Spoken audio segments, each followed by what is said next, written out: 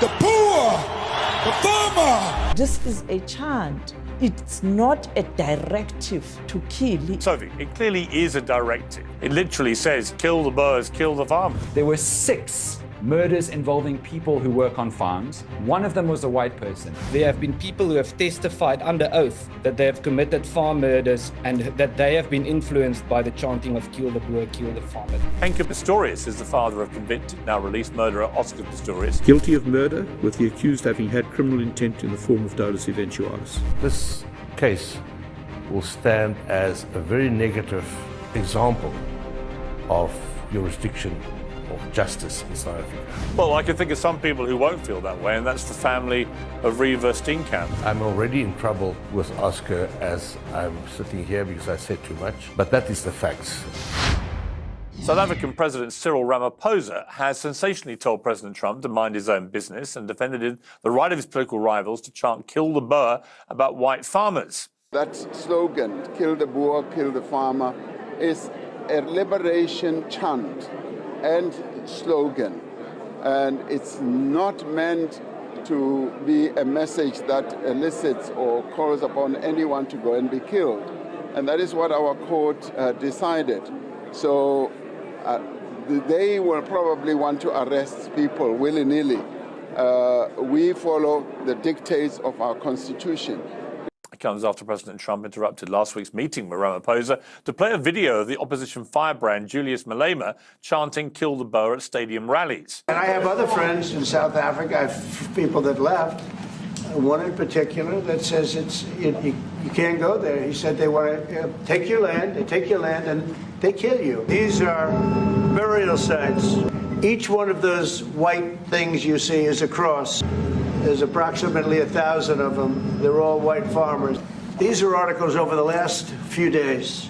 Death, death, death, horrible death. Well, for that, President Trump wants Malema to be arrested, but Malema's party said yesterday that the chant will be a key part of his campaign in the next round of elections. Trump's recent decision to grant refugee status to white South Africans and to call the murder of white farmers in the country a genocide has sparked a week of debate about what is really going on. In a moment, I'm joined by a panel. First, Henke Pistorius is the father of convicted, now released murderer Oscar Pistorius and the boss of one of South Africa's oldest agricultural businesses. He's accused the ANC government of failing to protect white people and says he's had enough. I'm joined now by Henke Pistorius. Mr. Pistorius, thank you for joining Uncensored. My pleasure, thank you. Obviously, there's a big debate raging about whether there is a white genocide being waged. Donald Trump, President of the United States, believes that there is. He's been led to believe that by prominent white South Africans. Do you believe there is a white genocide being perpetrated against particularly white farmers in South Africa? No doubt. No doubt about that. And unfortunately, it is not any farmer is in a position where he can rely on the kind of protection he's supposed to be able to rely on from authorities, from police. But what do you base the idea, the notion of a white genocide on?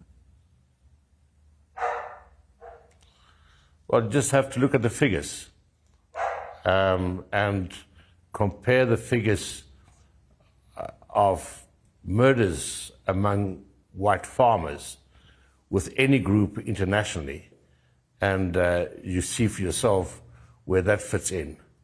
Well, I'm looking at the figures for last year, for example. Well, I'm looking at the figures for last year: 26,232 murders in South Africa, according to the South African Police Service figures. Of those, 44 were killings of people within the farming community, and of those, only 8 were actual farmers. I mean, that doesn't sound, on the face of it, anything like a genocide of white farmers, does it?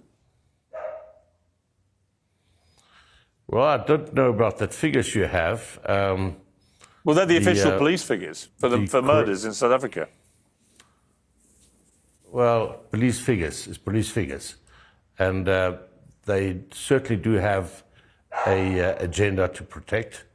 So I would advise you not to rely on that 100%. Okay. What did you think of President Ramaphosa's visit to the Oval Office, and in particular the way that Donald Trump presented suddenly out of nowhere this video evidence to him?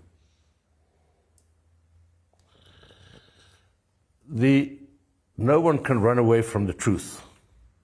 And it was high time that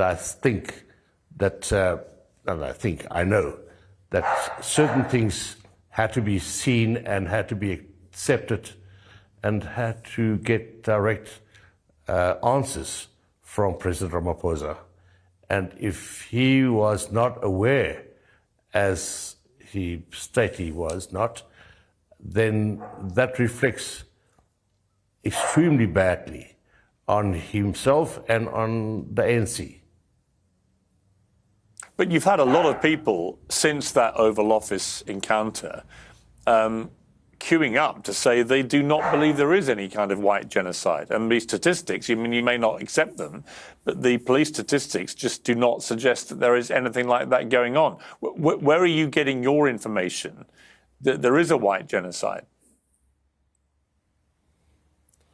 Well, if you want to get the correct figures, you should speak to organizations like AfriForum and the people that really present the interest of white farmers, farmers in general, but white farmers in particular.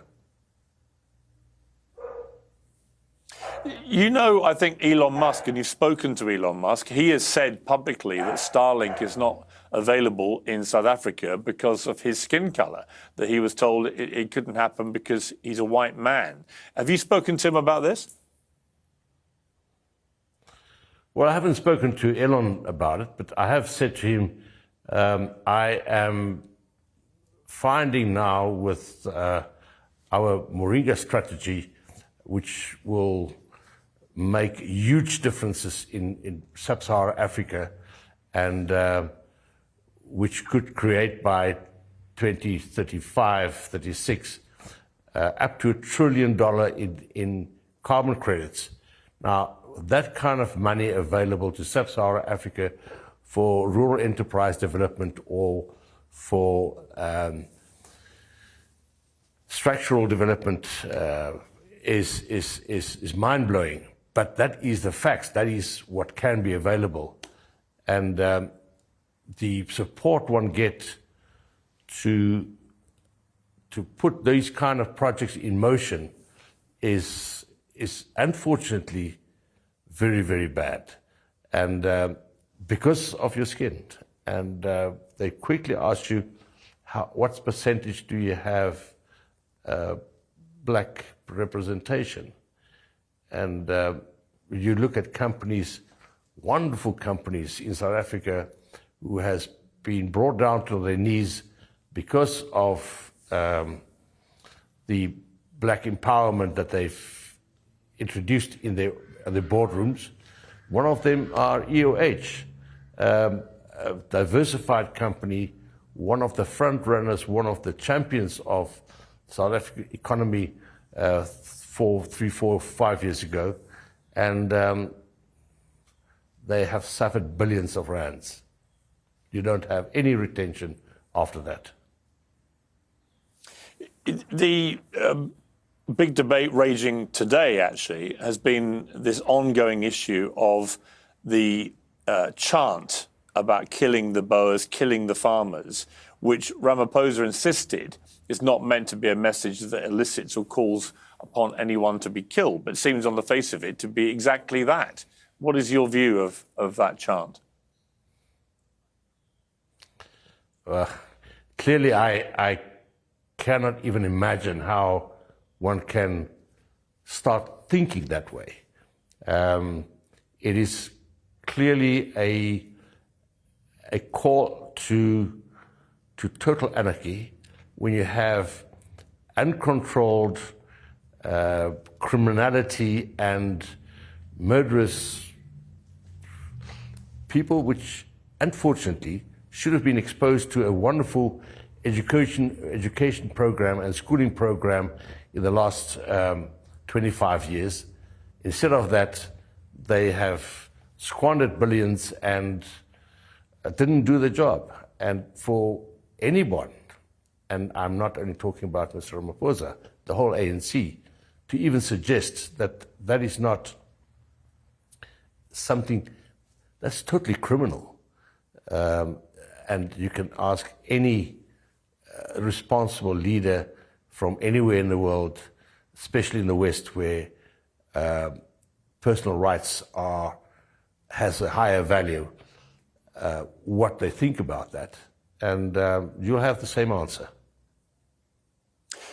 As you know, the argument against you that's come back your way, and it's been raging since the trial of your son Oscar, is that you are racist yourself, and that is why you feel these things, and that your attempt to bring race into the possible reasons why Oscar was convicted is illustrative of the fact that you are a racist. How do you respond to that? Now, everybody knows how much I enjoy my tea, and I'm very happy to say that today's show is sponsored by Peak's Pure Fermented Teas. These are not your average brews. They're sourced from 250-year-old wild trees in the Himalayan foothills, which are untouched by modern farming. No pesticides, no fertilizers, just nature at its best. Pure delivers a full spectrum of prebiotics, probiotics and postbiotics, just like the fermented foods found in longevity hotspots. It comes in crystal form, so there's no messing around. Just dissolve, sip and feel the difference. It's trusted by health experts, including Casey Means and Dr. Mark Hyman. There's teas for all occasions, and they all support your gut health, metabolism and cellular renewal. The next time you put the kettle on, ask yourself, is my tea working as hard as me? Peak's Pure Fermented Teas. For the gut of a Brit and the longevity of a Himalayan monk, get 20% off for life, plus a free frother and glass beaker with the Pure Bundle. Visit peaklife.com/peers. That's peak, P-I-Q-U-E, life.com/peers. What my opinion is has nothing to do with racists. It's got to do with very poor judicial representation, number one, incompetent, and number two, of dishonest behavior of state prosecutor. And we will get to that. Oscar is just now in a stage where he's on parole, and he doesn't agree with me at all. In fact, he wouldn't talk to me about it because he disagrees with me.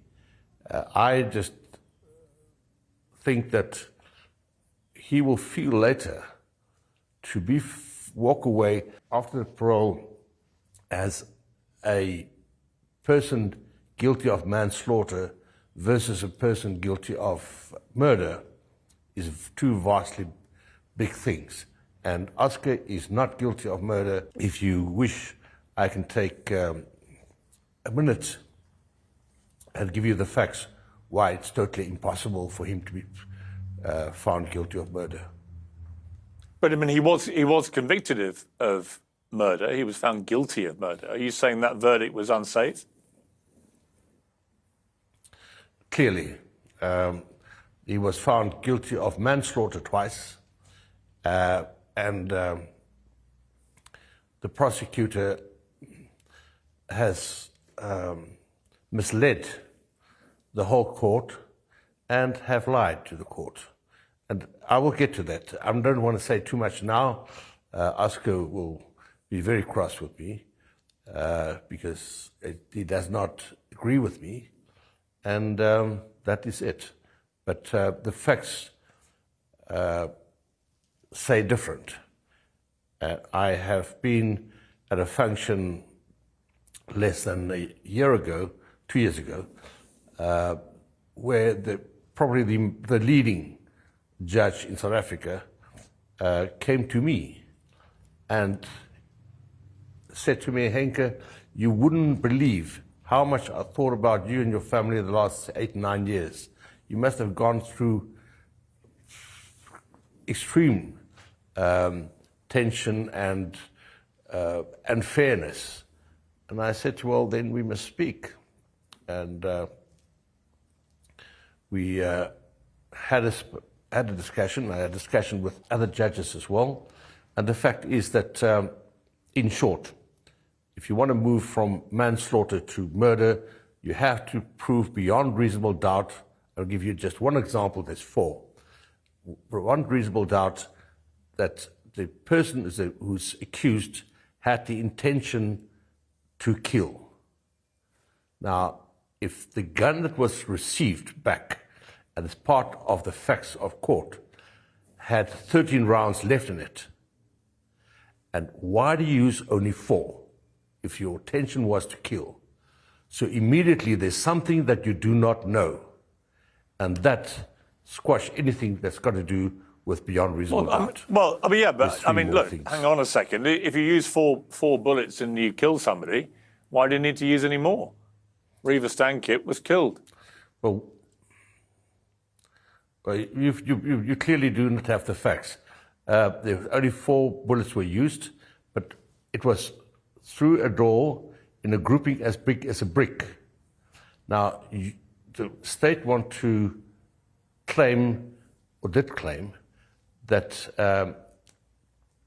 he want to kill someone behind the door, somewhere behind the door. How do you know what does your bullets do when 4 goes through a door below 1 meter? Who tries to kill when you shoot below 1 meter? Below 1 meter in a grouping as big as a brick, and court want to maintain you wanted to kill someone somewhere behind the door. Hey, it's no brainer. So what do you think happened? Obviously, Oscar was full of fear, and Oscar will one day tell his story. He is, at the moment, I'm sure, very sad and very sorry about what happened. I can't speak for him. He will speak for himself. But what happened is not what came out of the court. And I am one of hundreds of people that will say that this case will stand as a very negative example of jurisdiction of justice in South Africa. I mean, I can think of some people who will not feel... No, well, I can think of some people who won't feel that way, and that's the family of Reeva Steenkamp. Yeah, I can't talk for them, and that is true. That is true. But I'm already in trouble with Oscar as I'm sitting here because I said too much. But that is the facts. The facts of the case say that there is no way that you can prove or say, if you force him, and that's what happened. He was forced to just accept that he's guilty and that he's a murderer, which is such a pathetic insult to law in South Africa. But that is what happened. And he's been hurt and broken, and that's what he believes now, that he's guilty. And it's not correct. I will stand by it, whatever happens. And if people are cross with me, yeah, let it be. The facts say something totally different. And I'm prepared to, I have an offer to have a one-on-one debate with Gerrie Nel live on TV, and I would love it. Gerrie Nel will probably not accept it, but then the reasons are quite clear why. Do you speak to Oscar regularly? No, we don't, because he he knows how I feel, and to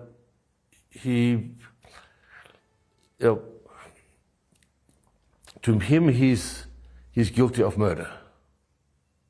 And because of the process that he's gone through, anybody that has had such a mauling, I mean, here you have a guy, Oscar's just an athlete. He wants to be an athlete, and that's what he had done for 10 years. Here he is faced with a guy called the Bulldog by the press, and he's nothing else but that. And it is so unfair to leave him exposed to a guy like that. I would love to have a one-on-one with Gerrie Nel. The same rules as in court. I ask the questions, you can just say yes or no. Hey, see if you will accept that, please. When was the last time you spoke to Oscar? Earlier this year. So he has come to terms with believing that he was guilty as charged with murder, but you're refusing to accept that, and it's that that's caused the rift between you. That is what caused the rift between us. The facts just do not support finding of guilty of murder. Mr. Pistorius, fascinating to talk to you. Thank you very much indeed for your time. It's my pleasure. Thank you. And that invitation to Gerrie Nel stand. Okay, well, we'll see if he's interested. Thank you very much. Thank you. I am the proud owner of 2 cats, which are named after 2 Arsenal football legends. And like their owner, they are extremely demanding. How fortunate, then, that today's show is sponsored by Smalls, which happens to make incredible cat food.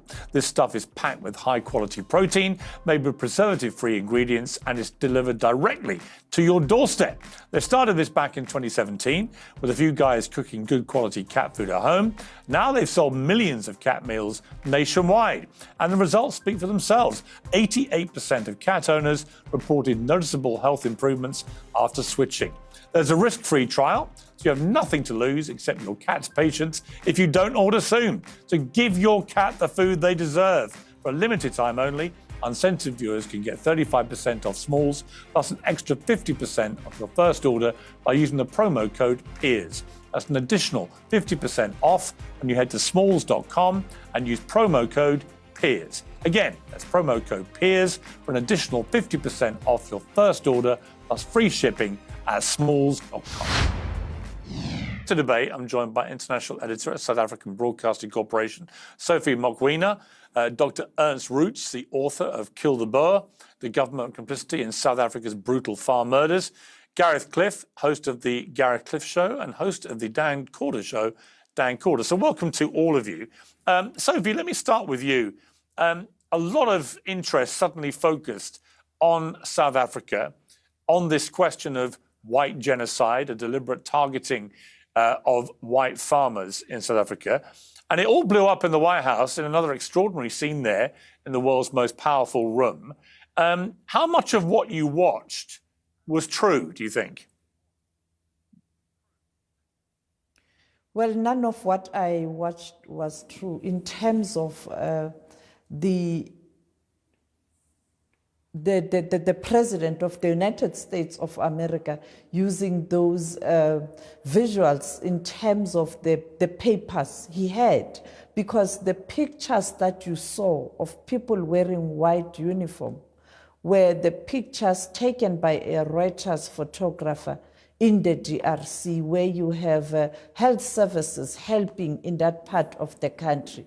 On the issue of the video, Julius Malema chanting that slogan, that liberation slogan, he does it all the time. It's very strange that since the launch of the EFF, Malema has been doing this. Some people in the ANC were doing this pre-1994.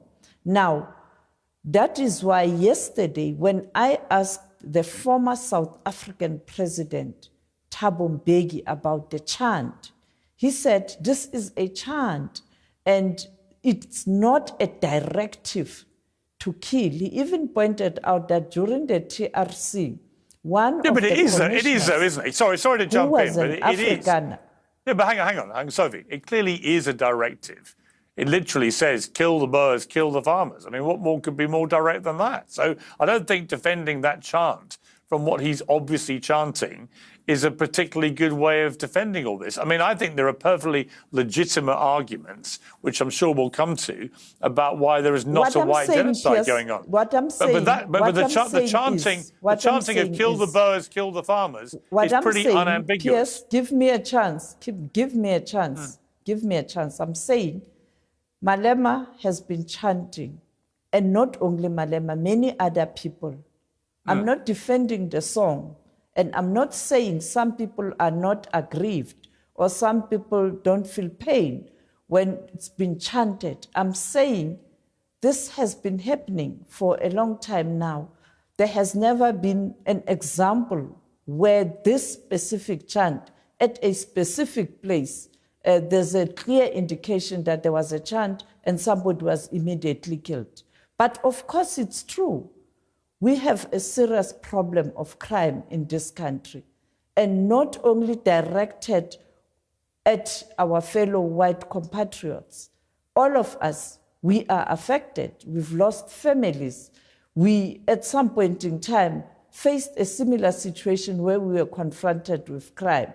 I'm just saying, if President Trump can visit South Africa or speak to many other people in South Africa, not one section, he will get a different perspective. Because when you look, weekend in particular, you know, we Africans, we normally have funerals weekend. Some of those many funerals, it's black people who have been killed. Therefore, many people are affected by crime. Well, I think that's right. I think that's the point. That was the point. Enough that was the point. Not been done to address crime. Okay, I mean, look, I am a friend of Johan Rupert, who was the South African billionaire who was in the Oval Office at the time. I play in his golf tournament every year. And he made that very point, I thought, very forcefully. Let me bring in Dr. Roots. So your position is that there's a white genocide. So to which I just want to start by saying there were 26,232 murders last year in South Africa, according to the South African Police Service figures.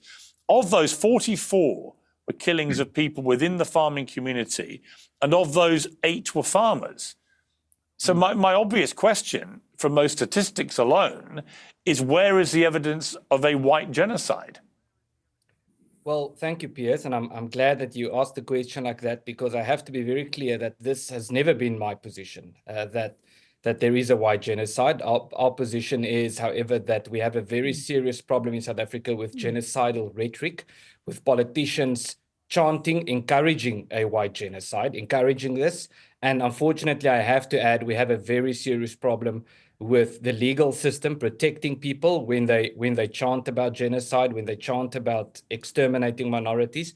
And unfortunately, I have to add, we have a very serious problem with journalists trying to defend this chant. So it is a serious problem. And there are other crime phenomena as well in South Africa. But what makes the farm attacks particularly unique is a variety of factors. One, that it's happening in disproportionate numbers, because you have to consider the size of the group within context. Secondly, the very, very unique levels, extreme levels of brutality that affect these farmers. And then what also makes this a very unique crime phenomenon is it's the only crime phenomenon that I can think of in the South African context that is actively romanticized and encouraged by politicians, and with regard to which the romanticization thereof is protected by the justice system and defended by journalists. Okay, dancorder, I've been doing a lot of research in the last... Not true. Hang on, Sophie. I just want to defend the journalist. No, I want to clarify. No journalist in this country has defended or supported any crime in this country directed to any citizen in this country. And two, can I make a quick response? the very same people today who are talking about, they have been saying the justice system in this country is very independent. The Constitutional Court ruled that this chant, it's not unconstitutional. What must we do as journalists? Must we violate the laws of the country when the highest court in the land has made a ruling? Sophie, sorry to jump in again, but I do want to let... there's no genocide.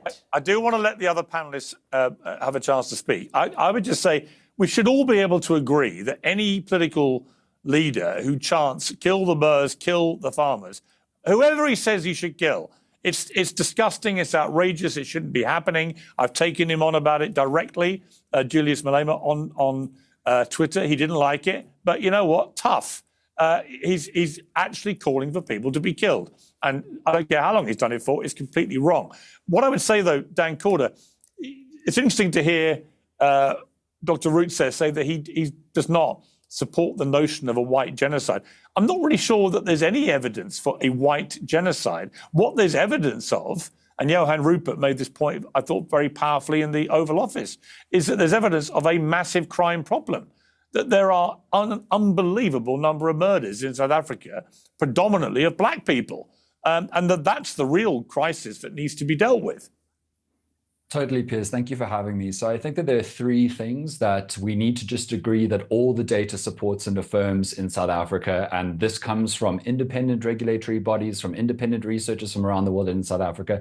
The first one is that the vast majority of white South Africans live a better quality of life now than the vast majority of black South Africans currently living will ever be able to live and could dream of living. So that's point one. Point two, crime patterns are absolutely clear across this country. The richer and whiter you are, and usually based on what I've just said, the whiter you are, the richer you are. That's an undeniable correlation based on historical rigging of our economic system during and before apartheid. The richer and whiter you are, the less likely you are to suffer crime, and the poorer and blacker you are, the more likely you are to suffer crime. And then thirdly, there is no evidence of targeted race-based murders in this country. There's not been a single land seizure in this country by the government or others based on race. And I want to speak to what Ernst Rutt said. It's crucial to point out this, that he talks about the particular brutality, allegedly, of farm murders without countenancing the fact that the vast majority of murders in this country affecting all kinds of people are particularly brutal and awful and garish. It's not unique to farm murders. It happens all the time in all communities. It is ghastly and awful. It's not a specific plight of the farmer. And Ernst claims that you need to count like the number of farm murders in line with the proportion of how many people there are. Actually, if you look at the data, farmers, whiter farmers, suffer less crime than black farmers and farmers of color because they are better protected by their wealth, which is often a corollary with their race. It actually turns out that when you count the beans, white farmers are absolutely not being disproportionately sufferers of crime. What really happens, Piers, in farming communities around the country is that in a farming community, there are many poor people for whom the only place that they can gain work is a farm.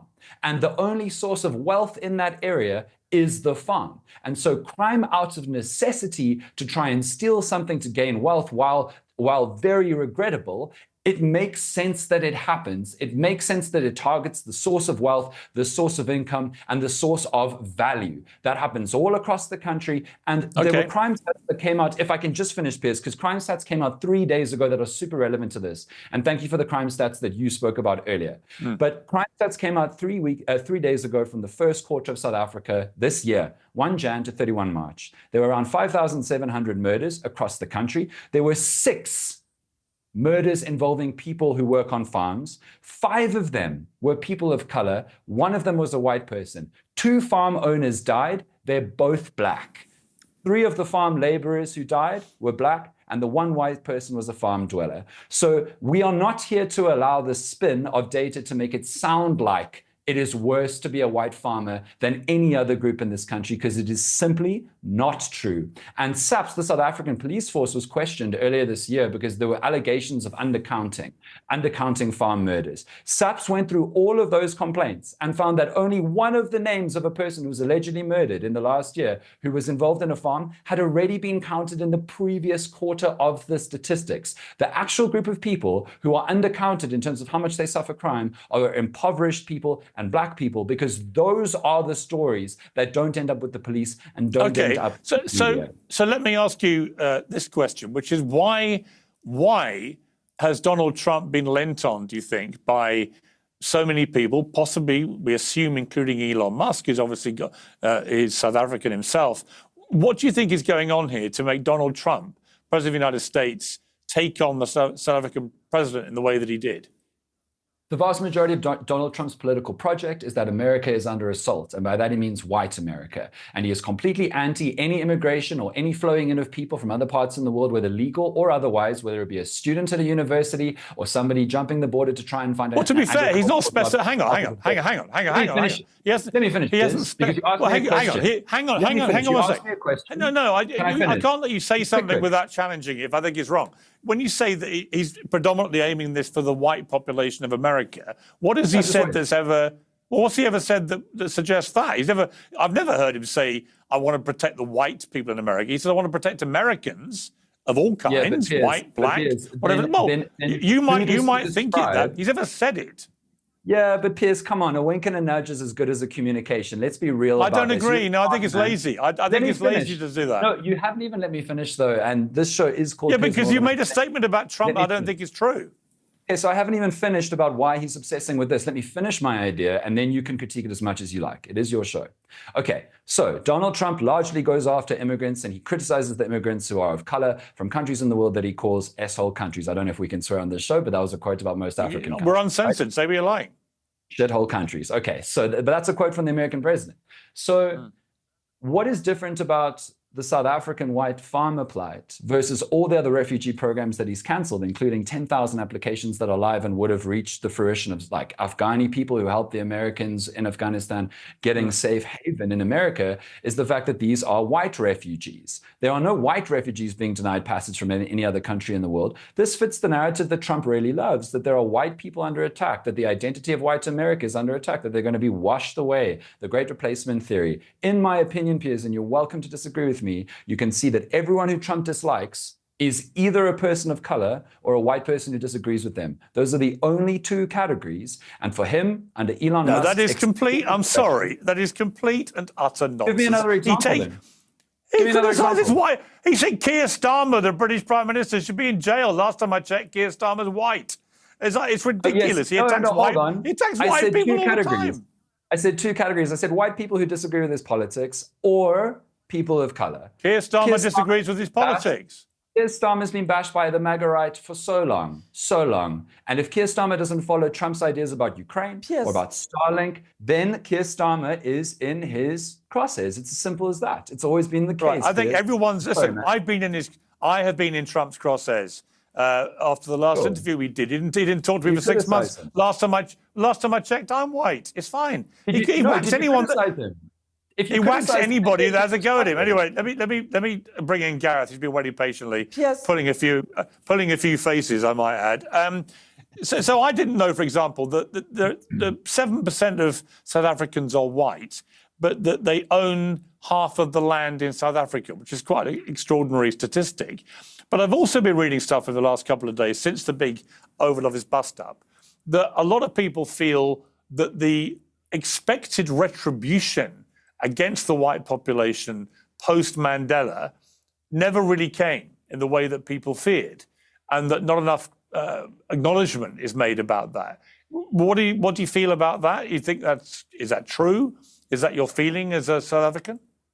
We have an incredible story in this country, and for 30 years we've told that story internationally, and it's gained us huge credit on the international stage, which I think we deserve post-94. What hasn't happened is that our government hasn't been treated like adults by the international community since then, because we've been coddled, and the international left has used South Africa as an example for their own ends, not necessarily because it's true for us, of what a sort of open society golden utopia might be. I think that this is the first time, and I didn't enjoy watching our president humiliated in the White House. I don't think that that's good for any country's leaders to have to go through, but it certainly was a recognition that South Africa is being treated as an adult country in the international community that must account for itself. And if Trump believes that those are the things that we need accounting for, then that's his right as the leader of the United States. It's his right. It's his right. But is he actually right when it comes to the facts? Many people say that this concept of a white genocide in South Africa is fiction, and it's being perpetrated by people on the kind of equivalent MAGA right in South Africa, who have somehow got into some of the senior Trump people, maybe Elon Musk, maybe some of the others, and they've convinced them that this is a real thing that needs to be dealt with, and Trump has reacted accordingly. And actually, it may be the catalyst for all this is based on a falsehood. Certainly, I agree with Ernst, and it seems our panel is all in agreement about the fact that we don't regard what's happening here as a genocide. I think that that's something that Trump has misread in terms of the situation. What I do think is happening, there are certainly race-based laws in this country which need some addressing. There are certainly issues around economic equality, which are brought up all the time. The only equality I think that you can guarantee as a government is equality in law. And I think that that's something which requires a bit of attention. Furthermore, I also think that we do have very genuine problems, as already indicated by the other people on this panel, with crime, with violence, with a government which has made very, very bad friends internationally. And given the opportunity to make the right decision, they almost always do the opposite. So I think that that's probably worthy of some inspection and some interest from the largest trading partner, or certainly among the largest trading partners that we have, and one of the most powerful countries in the world. So if it gets us a little bit of attention and gets the government to deliver, because the vast majority of people in this country are poor and rely on the state for everything, and the state has done an absolutely dreadful job. And if that is a piece of information that came across to the entire world in that horrible Oval Office meeting, then I think that that's a piece of information that has some value. I actually thought, Sophie, the president conducted himself with great poise, actually, the South African president. He didn't react in the way that President Zelensky did. He managed to keep his calm. He said his piece. It looked like he'd come prepared for something to blow up like this, which I thought was to his credit. I mean, that's the way to handle, I think, Trump in that kind of dynamic. But when you've listened to what the other panelists have been saying, Sophie, what's your reaction? Well, I think we have been able to agree, all of us, particularly the fact that we come from South Africa, we are South Africans, that there is no genocide. Thank you, Piers Morgan, because I'm sitting here, the only black person, a woman. I'm agreeing with my fellow South Africans that there is no genocide. Yes, there are challenges. And therefore, I think it's up to the politicians to do the introspection in terms of why all of a sudden we are divided. How do we address this division? But the fact of the matter is we have all agreed that there is no genocide. I come from Free State, a Kwamfan Vrystaat af. Ruud knows very well where is Free State. It's a hub of farmers, white farmers, big white farmers. My neighbors are Afrikaners. I have no problem with them. Therefore, we can live side by side. There are challenges. And therefore, the law enforcement agencies must do its work and government must also do its work. It's a pity, it's sad that the leader of such a powerful nation around the world became a joke. People are talking about President Trump. Everybody's giving Ramaphosa credit for, exercising restraint and calm. And that's leadership. That's what leadership is all about. And it has since emerged that some of the examples were false. Just imagine, these things are all over the internet. The President of the United States of America, the Oval Office, the most respected office by the Americans became that dramatic. And therefore, I think leaders must do introspection in terms of how they conduct themselves. President Trump has failed the Americans by, using false. I mean, he talks about fake news all the time. And there he is now. This stuff is on internet. And therefore, it's going to be there for many, many, many years. It will be, but actually one of the purposes of having debates like this is to hold those kind of claims to account. And it is interesting to me that everybody on the panel has agreed there is not a white genocide going on, which I think is significant. Let me bring you back in, Ernst Roots. So it's estimated, I've read this a lot in the last couple of days, that there are currently 142 anti-white race laws on the books in South Africa, suggesting to some that whites are being racially persecuted. It's been explained to me as an explanation for this, that this is part of the ongoing correction post-apartheid of the reverse. In other words, there's just a big correction going on that hasn't been completed. Is that an accurate assessment of what is happening? Elon Musk talked about he can't have Starlink in South Africa because of his skin colour. Is that true, as far as we're aware? Well, let me just make a quick comment firstly in defense of President Trump. The comment that was made by Sophie that he was spreading false news, I think is malicious. It is true that on one of the articles, there was a picture of an incident in the Congo, but the article was about the crisis in Africa with particular references to the crisis in South Africa. So the fact that there's also a reference to the Congo in that article doesn't mean that he was spreading false news by pretending that Congo is South Africa. I don't think that's a fair comment. I also don't think he didn't say that to President Ramaphosa. He showed President Ramaphosa he showed him an article about the crisis in Africa. This is happening in South Africa. Yes, and that's what the article is about. The fact that there's a picture of something that happened in the Congo on top of the article doesn't mean that he was spreading false news or fake news about South Africa. I think what is also not true. You don't do that. That's misleading. That's misleading. That's misleading because for a lay person, can I tell you what's misleading? When you see that picture, you think it's happening in South Africa. No, it's an article about the crisis in Africa with reference to the Congo and to South Africa. What is misleading, though, with all due respect, is earlier you mentioned that there's never been a single example of a person who has been murdered as a result of the Kill the Boer chant. That's false. You can look it up yourself. There have been people who have testified under oath that they have committed farm murders and that they have been influenced by the chanting of kill the Boer, kill the farmer. It's on record. Have they been sentenced? Which court? Which court? Which case? Tutuka Chweni testified that when he spoke at the Truth and Reconciliation Commission after murdering a farmer called Godfrey Ewer. Okay, but let me ask you. TRC, all right, hang on. I'm talking now. Hang on. Post 1994. No, you're talking never. You said there's never been such an example. I'm giving you one. I can give you more.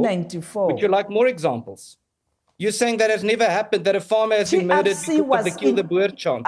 Would you like me to give you more examples? I can give you more examples. I'm saying, you know very well that indeed farmers are being targeted, both black and white, including the farm workers. You know very well that everybody but to be fair, is targeted. Now you're talking about someone who presented at the TRC. Hang on. Sophie, you did say, to be clear, that there was no evidence that anyone had been targeted and killed as a result of the chanting. Clearly, it would appear there has been. The fact checkers can get into this afterwards. But let me ask you again, Ernst Roots, about my question. These anti-white race laws, is it what it seems on the tin, or is it a little bit misleading? In other words, has part of the ongoing process of moving South Africa past apartheid been to get into reversal of a lot of laws, which were anti-black to start with?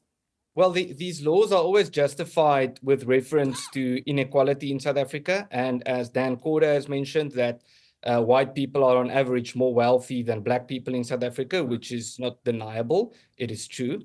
And so as a result of that, these race laws are justified or people attempt to justify these laws on that basis. In other words, they attempt to justify them based on the intention of the laws. But what we should judge them by is the outcome of the laws, not the intention. And the reality is that in terms of the outcome, Black South Africans have not become wealthier. So give me an example. All right, Ernst, give me an example of one of these laws which you think is just completely unacceptable.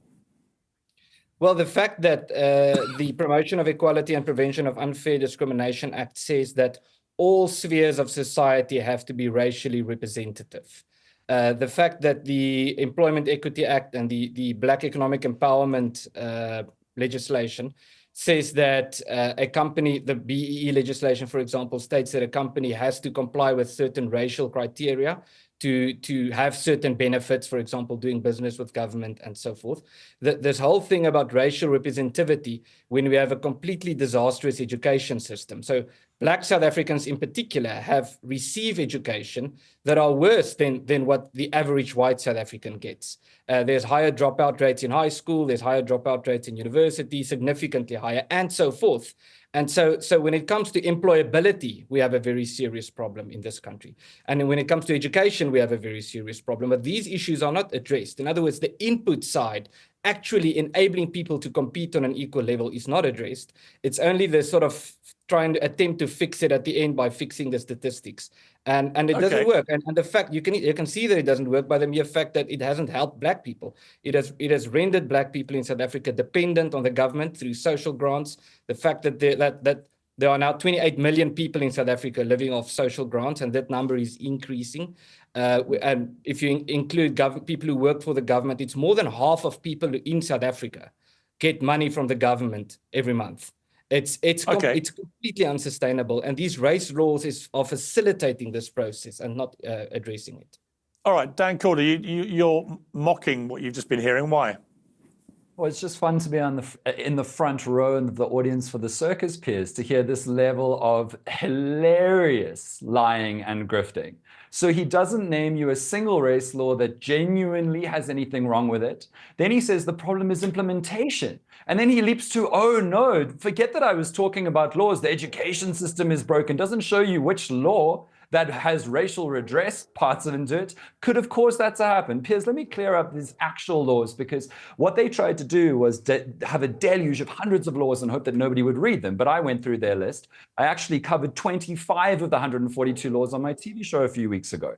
Here's what the laws are actually. They're equity and transformation laws to create meaningful fairness. And here's what actually the vast majority of the laws say. They say there needs to be meaningful representation in South Africa to reflect our country fairly on three things, not just one: race, gender, and disability. But these grifters will say that they're race laws. But if you want to follow their argument to its conclusion, why aren't they calling them sexist laws, Piers? There's representation for women right next to race. And why aren't they saying that able-bodied people are completely disadvantaged? Disability is right next to race and sex. This is a grift to call it a race law, when actually, if they are being sincere with what they are arguing, they call them sexist laws too, that are very mean to men, and ability laws too. You're not denying that it's race laws. You're just saying that it's more than that. Settle down, brother. I'm actually going to talk about what these laws actually say. Let me give you an easy example. The Public Services Act, Piers Morgan, here's exactly what it says.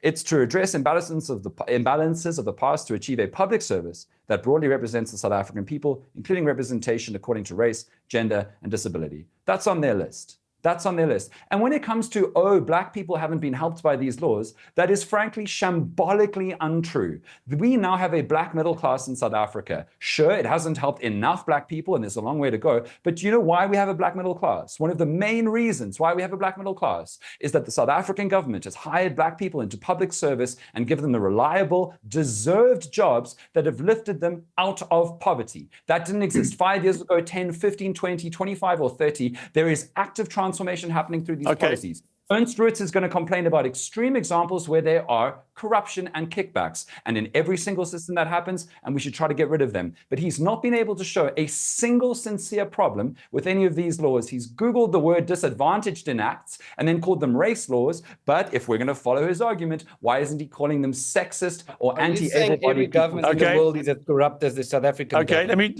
let me bring in Gareth. That's a straw man, my friend. That is a straw man. They are corrupt governments, but you've not shown any problem with the laws. That was your job. Your burden of proof was to show that these laws are race-based or racist, and you failed, brother. And Thank you. Let me bring in Gareth for the final word. Gareth.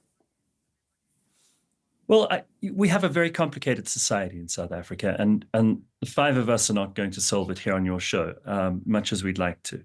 I think we've got to address the fact that we've got a very complicated history, that there are people who find themselves at the receiving end of laws from the past that have hurt them, that have disadvantaged them, and there are people now who are claiming that there are laws that are disadvantaging them in turn. I don't know how we sort this out other than to treat everybody equally under the law.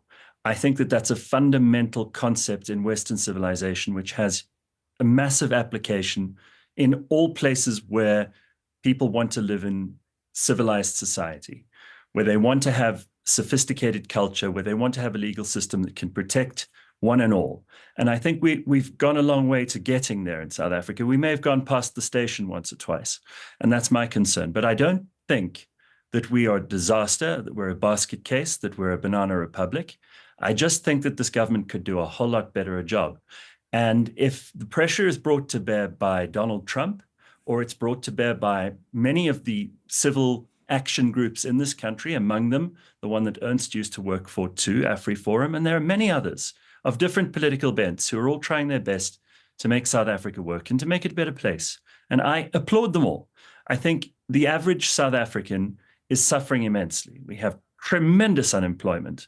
We have massive poverty. And Ernst is right to mention the 26 to 28 million people who are on a pittance, which we call social welfare, but is barely enough for them to scrape through a week of life. And I think that that's all quite appalling. And we could do quite a lot more to make this place more habitable, more friendly, and yes, fairer. Yeah, I think that's a very nice way to wrap it up. Thank you all very much indeed. I appreciate you coming on. Piers Morgan Uncensored is proudly independent. The only boss around here is me. If you enjoy our show, we ask for only one simple thing. Hit subscribe on YouTube and follow Piers Morgan Uncensored on Spotify and Apple Podcasts. And in return, we will continue our mission to inform, irritate and entertain. And we'll do it all for free. Independent, uncensored media has never been more critical, and we couldn't do it without you.